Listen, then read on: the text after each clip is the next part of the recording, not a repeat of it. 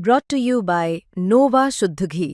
जब जब खाए दिल खुश हो जाए, सदियों का नोवा शुद्ध देसी घी, सपना स्वस्थ भारत का। I love घी। केंद्र सरकार के कर्मचारियों के लिए तो सरकार एक बार फिर से वेतन आयोग लाई है। वेतन आयोग कर्मचारियों की सैलरी स्ट्रक्चर को रिव्यू करेगा और सैलरी इंक्रीमेंट की सिफारिश देगा।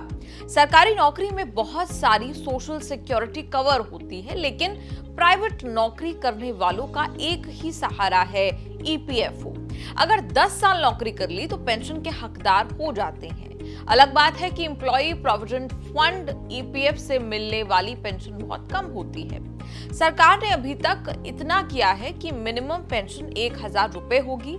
अरसे से मांग हो रही थी कि मिनिमम पेंशन 7500 रुपए होनी चाहिए, डीए भी मिलना चाहिए। सरकारी नौकरी कर चुके लोगों को 7वें वेतन आयोग मिनिमम पेंशन 9000 मिलती है। संसद में केंद्रीय श्रम और रोजगार मंत्रालय से पूछा गया था कि क्या सरकार मिनिमम पेंशन 1000 से 7500 करने पर विचार कर रही है। सरकार की ओर से श्रम और रोजगार राज्य मंत्री शोभा करंदलाजे ने जवाब दिया कि ऐसा कुछ नहीं करने जा रहे हैं। ईपीएस फंड भारी वित्तीय घाटे से जूझ रहा है, ऐसे में मिनिमम पेंशन बढ़ाना संभव नहीं होगा। डीए का सिस्टम ईपीएफ में होता नहीं है। सरकार के ये साफ करने के बाद सरकारी और प्राइवेट पेंशनर्स के बीच मिनिमम पेंशन का फासला 9 टाइम बना रहेगा। सरकारी वाले 9000 में संतुष्ट नहीं है। सरकार ने मैसेज दे दिया कि प्राइवेट वालों को 1000 से ही काम में चलाना होगा। ईपीएफ की पेंशन 1000 मिनिमम है। प्रोविडेंट फंड के बैलेंस, लेंथ ऑफ सर्विस और पीएफ कंट्रीब्यूशन के हिसाब से पेंशन के नंबर हर कर्मचारी के अलग अलग हो सकते हैं। चूंकि प्राइवेट नौकरी में सरकारी नौकरी की तरह ग्रेड या पे स्लैब नहीं होते, इसीलिए जिसका जितना पीएफ बैलेंस उसी हिसाब से रिटायरमेंट या 10 साल की नौकरी के बाद पेंशन फिक्स होगी। जो कंपनियां सरकारी नियमों का पालन करती हैं वहां पीएफ कटना मस्ट होता है। सैलरी से हर महीने बेसिक सैलरी का 12% पीएफ फंड के लिए कटता है। इतना ही कंपनी भी देती है, लेकिन 2 टुकड़ों में। एक टुकड़ा कर्मचारी की बेसिक का 8.33% ईपीएफ में जमा होता है, दूसरा 3.67% ईपीएस पेंशन में जमा होता है। इसी सब से जोड़कर पीएफ बैलेंस क्रिएट होता है। नियम तो है कि 58 साल में रिटायर होने पर पीएफ से पेंशन मिलती है। अगर किसी ने 10 साल की नौकरी कर ली तब भी पेंशन मांग सकता है, लेकिन ऐसा नहीं। 30 से 55 साल में पेंशन का पैसा आने लगेगा।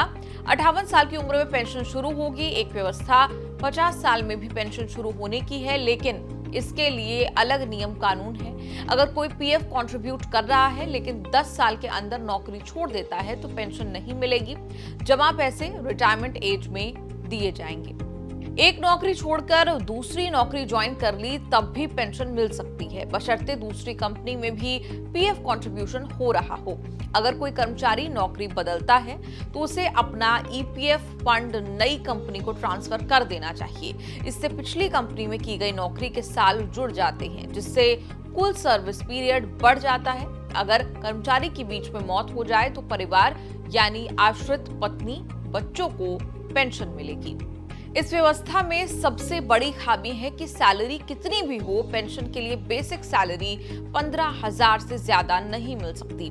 15000 बेसिक मानकर 35 साल भी नौकरी कर ली तो रिटायर होने पर मैक्सिमम पेंशन 7500 रुपए ही मिल सकती है। सरकारी नौकरी में ऐसी कोई कैपिंग नहीं है। पेंशन के लिए ईपीएफ का अपना फॉर्मूला है। कर्मचारी ने किसने साल नौकरी की, कर्मचारी की 60 महीने की बेसिक सैलरी का एवरेज कितना है, दोनों को 70 से डिवाइड करके पेंशन फिक्स होती है। जितनी ज्यादा बेसिक सैलरी होगी ज्यादा पेंशन की संभावना रहेगी।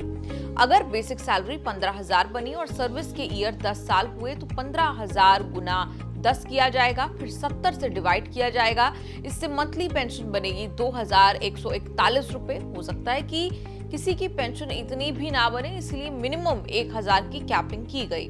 इसे ही बढ़ाने की मांग की गई, जिसे सरकार ने खारिज कर दिया। आपका रुपया पैसा के इस एपिसोड पर क्या कुछ कहना है, कमेंट्स में लिखकर अपनी राय जरूर दें।